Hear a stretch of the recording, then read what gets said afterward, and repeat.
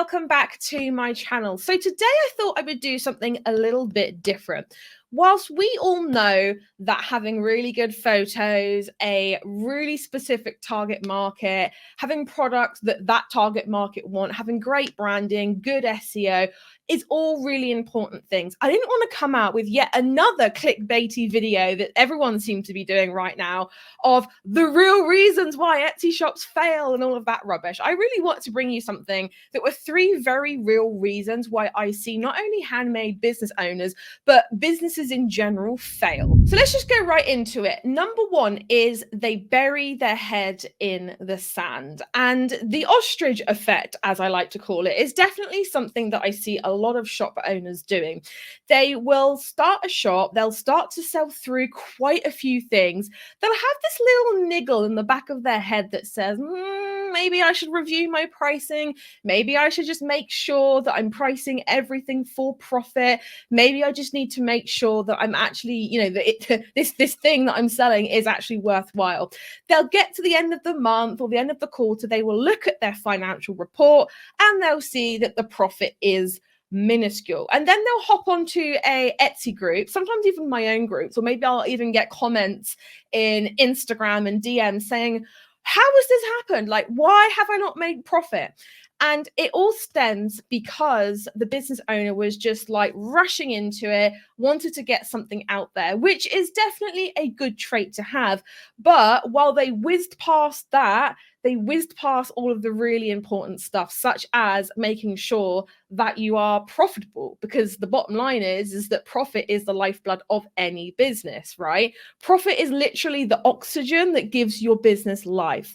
So when you bury your head in the sand, and not just about pricing, this could be about your photos, this could be about the way that you respond to reviews, this could be about how you package your item. I think every single one of you watching has that little voice inside of their head, or maybe even a gut feeling that's saying, something doesn't feel right, something doesn't feel nice about my business. And it's just really worth just sitting and reflecting on that and really digging into, okay, what is the truth here? Why do I feel the way I do? I do always really truly feel that our gut feeling is always speaking to us in one way, shape or form.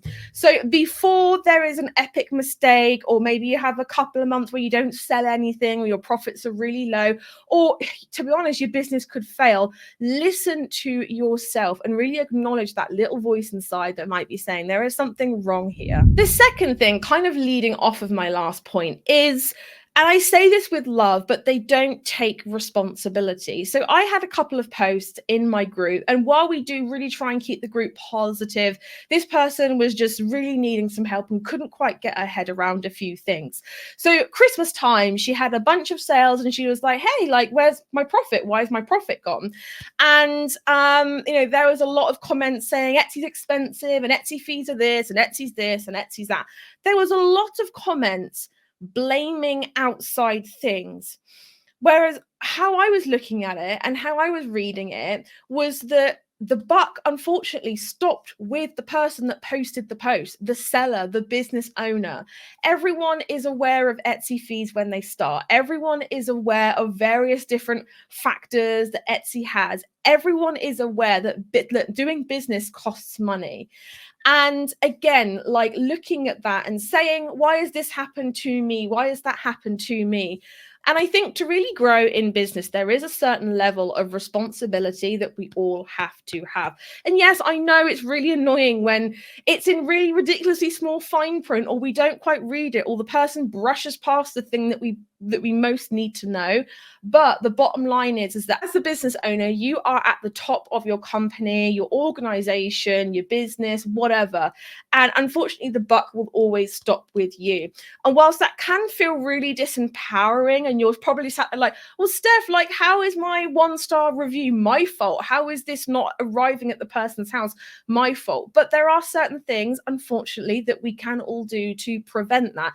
And hey, if there's not anything that you can do to absolutely prevent the very thing that probably brought you to this video in the first place, then hey, change how you react to it rather than going onto groups and saying, this 1-star review is not fair. How very dare they? Instead, just go, you know what? This is all part of business life. I am aware that it's going to happen at some point. Therefore, I'm rather than going to a group and kind of shouting about it, instead, I'm actually going to be proactive and see A, what I can learn from this, B, talk to the customer and see after all of this is over, which it will be, I'm going to write a list of 3 things that I've learned from this whole 1-star experience fiasco. And I'm just going to take my learnings from it, because when you fail, it's actually not a failure. All you're doing when you fail is just simply crossing off a way that hasn't worked. Sooner or later, as you work down those list of ways, you're going to get to a way that works for you. So I don't know if anyone resonates with that, but simply just taking responsibility when things go wrong, it's a really disempowering, but also a really empowering mindset to have. Thing number 3 is they want to grow fast. I cannot tell you the amount of messages I get with people who are like, I've been on Etsy for 6 months. Why haven't I made 50 sales yet? Why haven't I made 100 sales yet? The bottom line is that the slower and more sustainably you grow, the better foundations your business will have to be long lasting. We've all seen it. The business stories that go whoosh 1 minute, and then the next minute you don't hear anything from them ever again. And that's because they've either gone bust or something's happened or they just grew too fast and the business simply imploded on itself. Honestly, guys, take it from me, growing slowly is the only way to grow in a long-lasting, sustainable way. Don't rock up to Etsy expecting it to be a quick buck, because it will not be that, okay? It will take work. And I always say, because again, I always get the question of how long should I be working at this before I'm just trying to flog a dead horse, as the Brits would say. And I would say you've got to be prepared to put 12 months of hard work and energy and time and effort and, yes, money into a business before you start to see consistent results. And I'm going to be really honest with you guys. If you are looking at that concept and thinking, stuff that, I'm not doing it, then to be honest, having a handmade business may not be for you. But that's okay. If you simply just not bury your head in the sand and just go, you know what, this is not for me, and that's fine. And we all have our thing. And sometimes a handmade business may not be our thing. Maybe it should just be a hobby instead. And again, no judgment from any of us here. But the fact of it is that if you are pushing and pushing and pushing and pushing, eventually you will push yourself off of the edge and you'll go into burnout. Your business just won't grow. And you'll be banging your head against a brick wall trying to get some sustainable sales from your business. Now, this problem is very, very different from genuinely having a conversion rate problem, a pricing problem, a visibility problem. And for that, I would definitely say to go to my masterclass, How to Get More Etsy Sales Within 7 Days, because that is going to teach you all of the concepts and things to hopefully prove that actually it is just your business growing slowly and not something deathly wrong with it. So guys, thank you so much for watching my video today. I actually have a bit of a favor to ask you. My YouTube stats tell me, my spidey senses tingling, tell me that 70% of you that regularly watch my videos are not subscribed. I would love it if you would just click that little subscribe button, click the bell, because I'm literally coming at you every single week with valuable advice through these videos, through my Instagram lives every single Monday, and within the Facebook group as well. So I'm coming at you with all of this value.